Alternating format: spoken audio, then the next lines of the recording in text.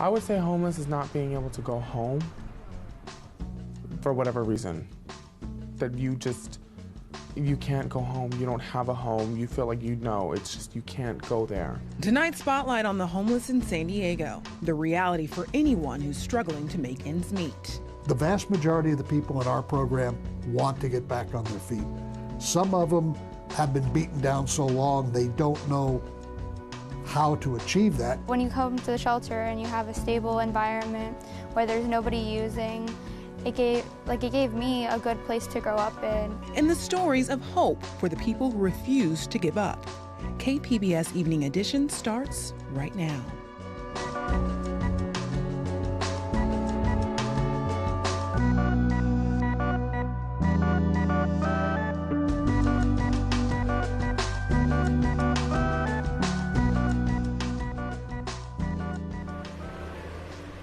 Good evening. Thanks for joining us. I'm Susan Murphy inside our KPBS studios. And I'm Ebony Monet. On tonight's Evening Edition, we're taking on the San Diego Homeless Project. We're live in San Diego's East Village to bring you stories from teens living on the streets to families struggling to stay together. We're also spotlighting organizations dedicated to serving this population and talking to them about the obstacles they face to get the services to the people who need them most. That's all coming up in just a few minutes. Now to our top story. CAL FIRE has ordered evacuations in Spring Valley because of a brush fire burning near the Sweetwater Reservoir. Firefighters are still on the scene now. KPBS reporter Steve Walsh is live near the Sweetwater Reservoir with the latest. Well, that's right, Susan. We're out at the scene of this fire in Spring Valley. It's about 15 acres. We can actually still see firefighters working just up the ridge here. A little while ago, we saw multiple helicopters coming down here. The sky crane from SDG&E was also here as part of the response. Fire crews, they say they've got this about 40% contained. The last time we were able to talk to CAL FIRE, but the rate of advance has been stopped here. But earlier we talked to CAL FIRE. Now fire's at 15 acres. It's holding well, and so we're cautiously optimistic at this point that we can keep it at 15.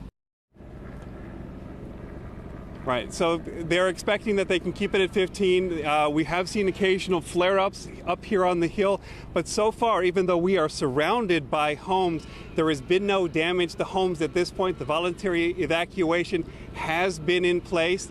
We can see cars along Austin Drive as we came in here. But as I said, it looks like firefighters believe that they have this contained. And that the rate of advance is stopped. At this point, there's no talk of what the cause is. So far, the only injury, one firefighter was bitten by a rattlesnake and was sent to the hospital. Reporting live from the Point Fire in Spring Valley, Steve Walsh, KPBS News. Thank you, Steve. The wildfire burning in San Bernardino County continues to advance. The so-called Blue Cut Fire now covers nearly 47 square miles. It prompted several road closures in the area and forced the evacuation of more than 80,000 residents. Firefighters say they are struggling to keep up with the fast-moving fire. This is a challenging year. One of the things that we're seeing is that the fires are burning in a really unprecedented fashion. It's to the point where explosive fire growth is the new normal this year. And that's a challenge for all of us to take on. San Diego Fire has sent about 70 firefighters to help with the Blue Cut Fire or to back up Riverside stations that have already been deployed to the fire. No deaths have been reported. Governor Jerry Brown declared a state of emergency in the area hours after the fire breaking out. Crews at Camp Pendleton were able to knock down 3 brush fires today that burned swaths of the base. Officials there say the fires started late Tuesday afternoon. In total, about 175 acres, or about a quarter of a mile, burned. No structure damage has been reported, and the cause of the fires has not been determined. The trial of a Mexican billionaire accused of flooding San Diego with $600,000 worth of illegal campaign donations is well underway. KPBS investigative reporter Amitha Sharma has the latest from the federal courthouse downtown. Federal prosecutors are nearing the end of their case against Jose Susamo Azano Matsura without putting a central figure on to testify, and that is Ernie Encinas. Encinas worked for Azano and was considered a liaison between his boss and the politicians who Azano is accused of giving to. Encinas pleaded guilty to tax fraud and conspiracy charges and was believed to be cooperating with the government. The government also did not call to the stand Kelly Maruccia. Maruccia headed fundraising for District Attorney Bonnie Dumanis when she ran for mayor in 2012. Azano is accused of contributing $200,000 to Dumanis's failed mayoral bid. Another person that the prosecution never put on the stand was former San Diego Mayor Bob Filner, who also allegedly received money for Azano. The defense says that the prosecution is basically keeping, quote, the main players off the stage. A defense lawyer I spoke to earlier says, look, I'm not going to do that. They will be put on the stand when the defense starts putting on its case next week. Reporting live from the downtown courthouse, Amita Sharma, KPBS News.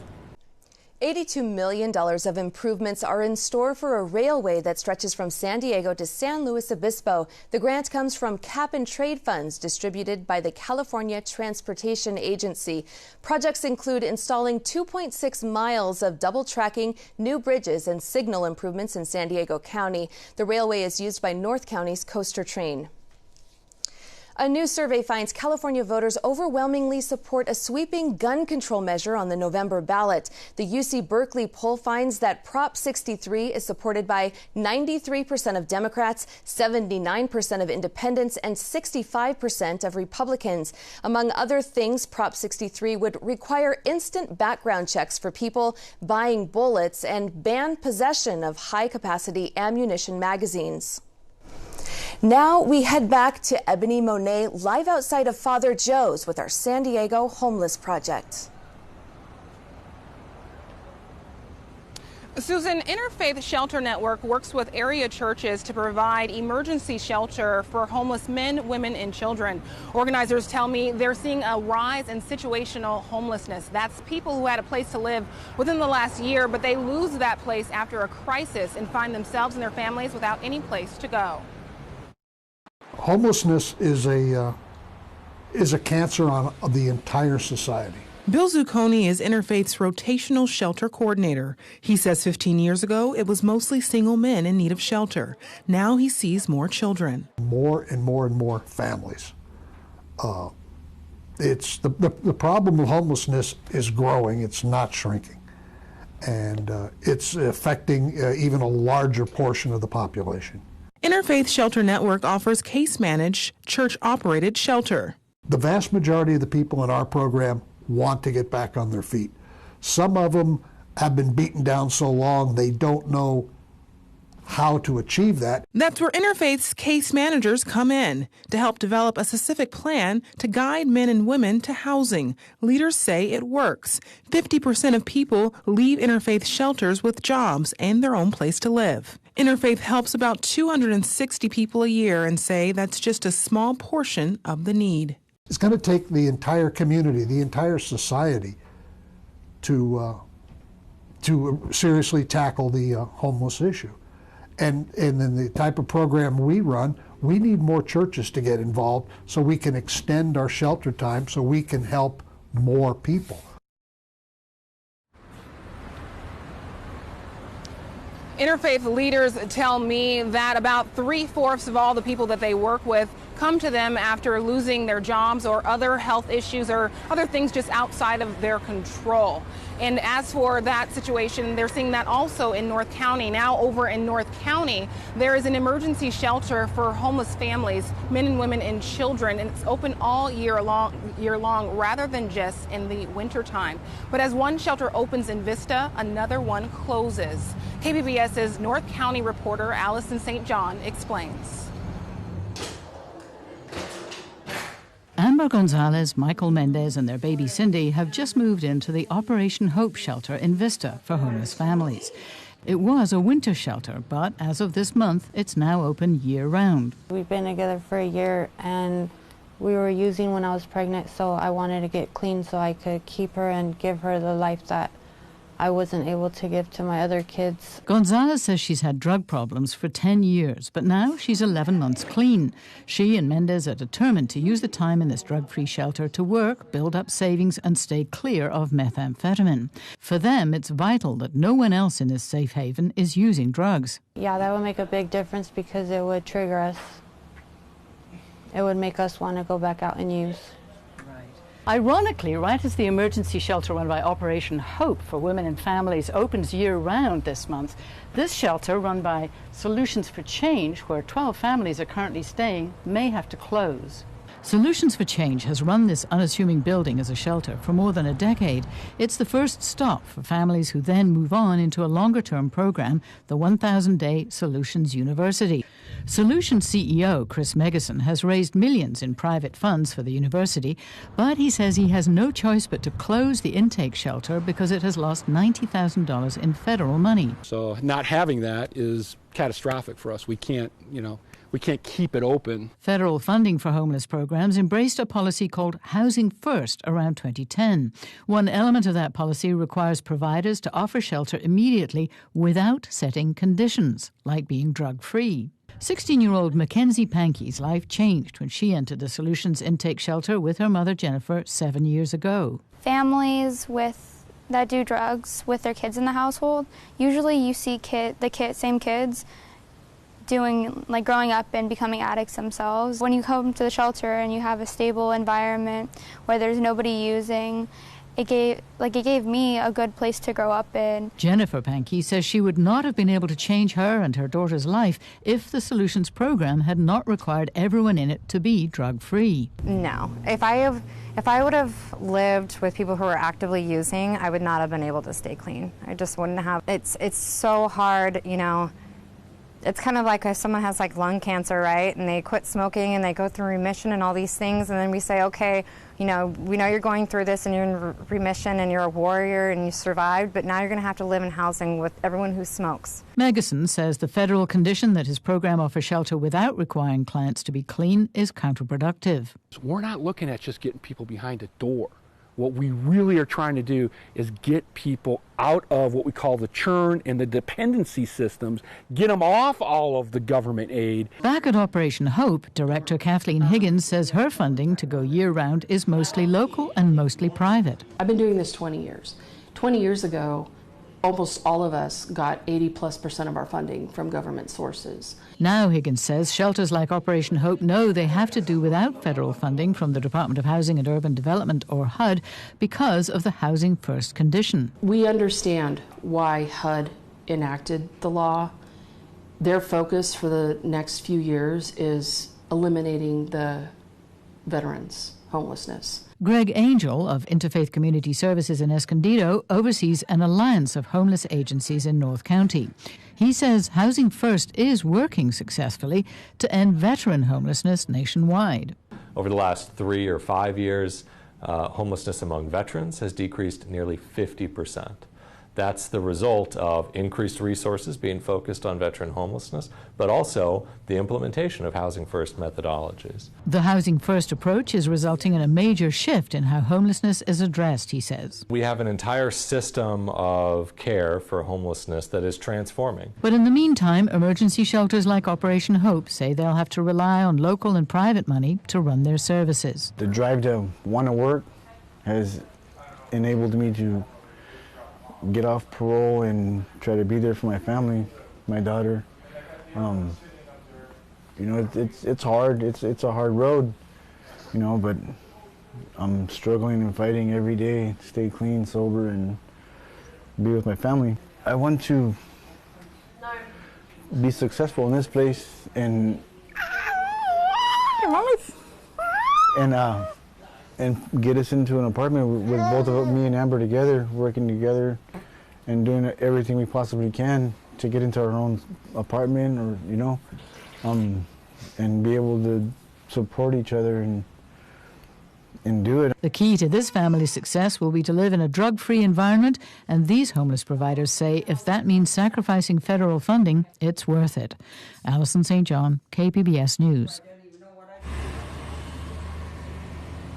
The latest numbers show more than 8,700 people are homeless in San Diego, and about half of those people are living on the streets, many right here in San Diego's East Village. Also in the East Village is Father Joe's, which is right here behind us. This is where a lot of people come for food and care.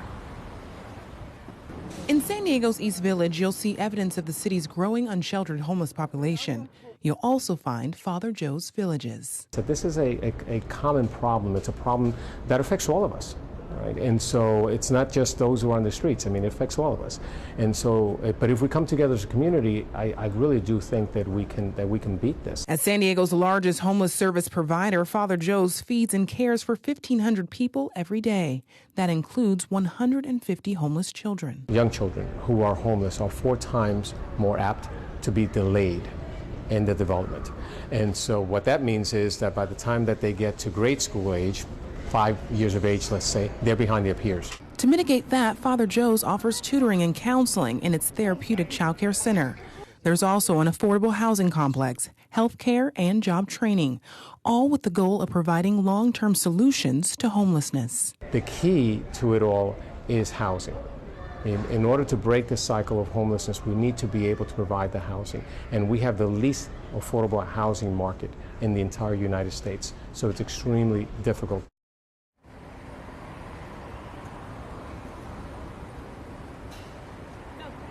The risk of homelessness is especially high for lesbian, gay, bisexual, and transgender youth. National surveys have found as many as 40% of young homeless people are LGBT. Sunburst Youth Housing Project opened 10 years ago and was San Diego's first permanent housing project for LGBT and HIV-positive youth. The majority of them are stories of them coming out to families and then actually being kicked out of their homes. So the majority of them are those stories. Or finding out that they are positive and families not understanding what that means, and so actually asking them to leave as well. Benitez says many LGBT youth don't feel comfortable going to homeless shelters where there's mostly straight people. The project has 23 apartments downtown. Experts know the homeless counts are vastly underestimating the number of teens living in shelters and on the streets. That's why KPBS's education reporter Megan Burks went to San Diego High to get a better glimpse of the problem.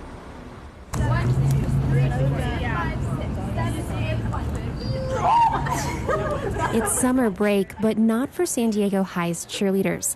They're practicing a new stunt, one that sends a petite girl with an infectious smile twisting in the air. I love my flyer. We throw her in the air for Christ's sake, and like I catch her and it's like, okay, I got you, we're cool. 16-year-old Marco Monzo towers over his teammates at the base of their formation, ready to catch every fall. It's his first year on the team. Cheerleading was always the thing that caught my eye, so it's like, I want this. I want to be able to have a family other than my family. A couple of years ago, Marco became homeless. He says his mother asked him to move out. Home had become a volatile place. I was very angry because my father had left me, and I held a lot of anger. And I mean, it's a two-way street. I'm not going to say it was all my mother. My mother was a horrible person. It was also me. I mean, I guess I held a lot of the anger towards her, but it really wasn't towards her. So I was a very, very aggressive person, and she was also very aggressive. Marco's mom could not be reached for this story. After Marco left home, he spent 7 months couch surfing, and he says he spent some nights on the street. I would say homeless is not being able to go home for whatever reason. That you can't go home, you don't have a home, you feel like it's just you can't go there. You're on your own. You're independent.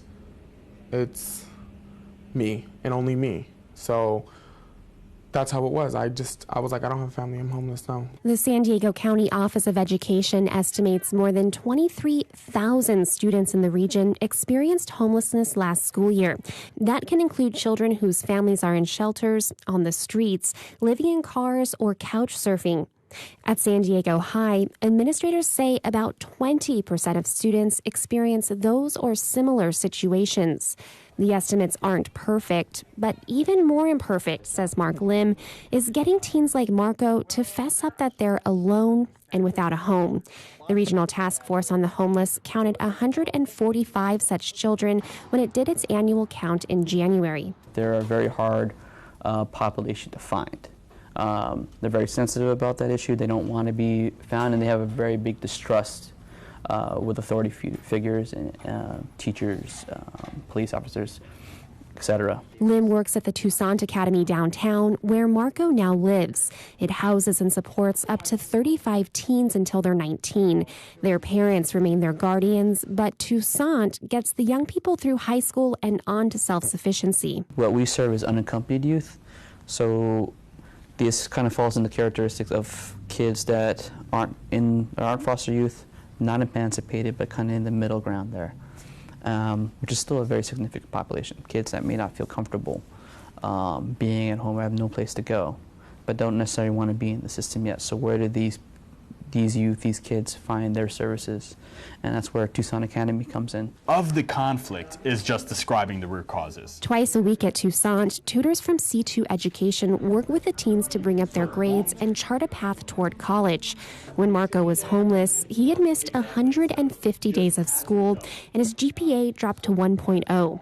After a little more than a year at Toussaint, he has a 3.5 GPA. And now it's like, okay, my head is on tight, I know what I'm doing, and I can just look towards my future now instead of being worried about tomorrow. Marco hopes that future includes a spot at UC Berkeley. His tutor, Saba Shafizadeh, is helping him bring up his SAT scores and complete the college application. It's not if I go to school, it's when I go to school. It's not, if I go to school and get a job, it's what do I do in school to make the world a better place. Like their lexicon is different. Marco says he wants to become a lawyer and leave his mark as a judge one day. But first, he wants to help get his cheer family to the national championship competition in February. Megan Burks, KPBS News. Temperatures continue to sizzle in San Diego. Larissa Abreu says it may cool down along the coast. That's tonight on the KPBS Weather Reports. The excessive heat continues across SoCal, and that's something we just have to put up with over the next few days. Here's a look at current satellite and radar. Really not much going on from LA to San Diego. But as we take a look further inland, that monsoon of moisture is keeping the Four Corners pretty active with rain and thunderstorms. And some of these thunderstorms are coming down pretty heavily out there. So for folks doing any traveling further inland, just exercise caution. If you're staying around here tonight, well, we don't have any water to talk about or any wet weather. We are going to, however, see fog developing overnight, and that's definitely going to pose a problem for folks doing some traveling. So if you find yourself traveling, just exercise caution. That fog can reduce visibility out there. Temperature of 68 expected in the metro area, and for tonight across the area, we're actually looking at temperatures in the 50s. We do have some 60s in spots and even 70s further inland. In Mecca, we're down into the upper 70s tonight. Clear skies across the city. Mount Laguna cooler at 55, San Diego 68, Chula Vista 65 degrees throughout the overnight, and we are definitely going to see that thick marine layer from Long Beach coastal areas as well. South towards San Diego, Chula Vista will also see that developing fog late tonight. As we head towards tomorrow, spotty thunderstorms around the Sierras further inland as well, but the main story across SoCal is the high fire threat, so you do want to continue to exercise caution, folks, and remember, it is going to be another warm one out there. Here's a look at some of our projected highs, widespread 90s around there. And as we take a look through the coast over the next 5 days, the threat for fog still there every morning and every night, but we will see some sunshine each of the next afternoons. And then take a look at temperatures. Very comfortable, 80 degrees Thursday afternoon. By Friday, we're at 79, so still nice out there, quite comfortable. As we head towards the weekend, we're looking at fog and then sunshine. Same deal on Sunday, and temperatures will will be dancing between the upper 70s and lower 80s over the next few afternoons. Inland is where the sizzle continues. Lots of sunshine here as we approach the second half of the work week. Temperature of 92 expected this Thursday afternoon. We're looking at fog and then sun to follow by Friday, and highs will be in the 90s. We're keeping things nice and tranquil here through the weekend. And it is going to be another warm one. So it looks like the place to be this weekend is definitely at the coast or at the beach. Here's a look at the mountain 5-day forecast. Temperature of 86 this Thursday afternoon. Ample sunshine around. Brilliant day to go outdoors for Friday. Comfortable as we head towards the weekend with temperatures remaining in the 80s. Monday still looks good as well. Meanwhile, the desert, another sizzler out there with triple-digit heat over the next 5 days and lots of sunshine too. KPBS, Larissa Abreu. Back to our top story. The fire burning in Spring Valley tonight, and it looks like firefighters are making progress. KPBS reporter Steve Walsh is live near the fire with the latest. Well, that's right, Susan. You can still see firefighters up on working along the ridge here, but the smoke is starting to come down considerably. We have not seen flare-ups of the fire now, and for most of the half hour here, we haven't seen any of the helicopters that we saw earlier. This fire is about 15 acres. They say it is 40% contained, but it's not advancing. There was an evacuation order that was just been lifted just a while ago, according to CAL FIRE. So we're starting to see people trickling back to their homes. In fact, there was a church here that is offering to have people come in and have a meal here over at the Rancho San Diego clubhouse here. Apparently we're right next to a fire that was very huge in 2003, which caused massive evacuations. People were gone for days, and the pastor said he understood what it's like. But we're getting out of here. This is Steve Walsh live from the Point Fire in Spring Valley.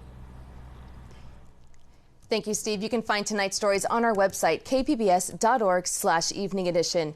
Thank you for joining us. Have a great evening.